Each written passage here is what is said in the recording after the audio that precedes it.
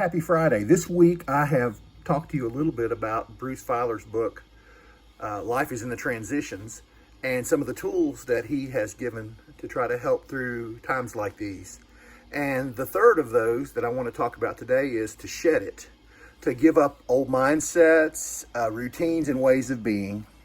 Of all the techniques we might try, this is probably the most difficult because it means that we have to release things in our lives that we've held dear. And sometimes we have to pry those things out of our own fingers to get there. But, during the pandemic, times have really changed. I mean, your routines have changed. Your ability to do things has changed. And, your former mindset and even your identity might need to necessarily change, or it may have inevitably changed.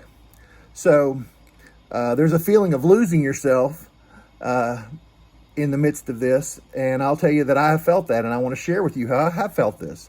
I remember the day it happened.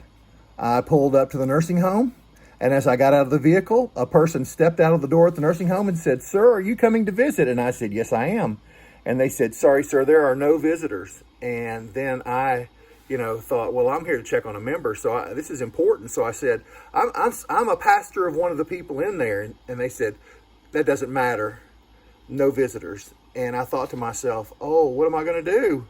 I mean, I can't tell you the feeling inside of me that I was unable to go check on somebody who really wanted me to come see them.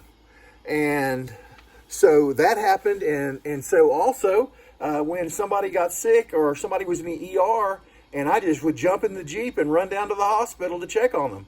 Not anymore.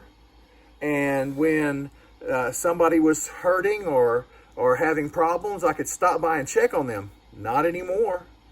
And so I have realized that there are many things, and that has bogged me down because it's easy to hold on to that old mindset. And the old mindset is you're the pastor, and here's the way that you do that. Well, the pandemic has changed that forever.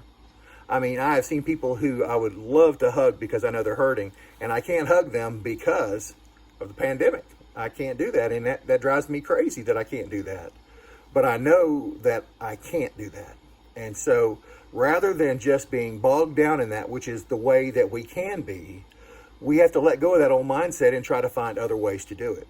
I'm going to tell you one of the new mindsets that I came into last night, because there's been a whole bunch of me that has been bogged down in this, not being able to do things for people, not being able to be there for people, not being able to see people.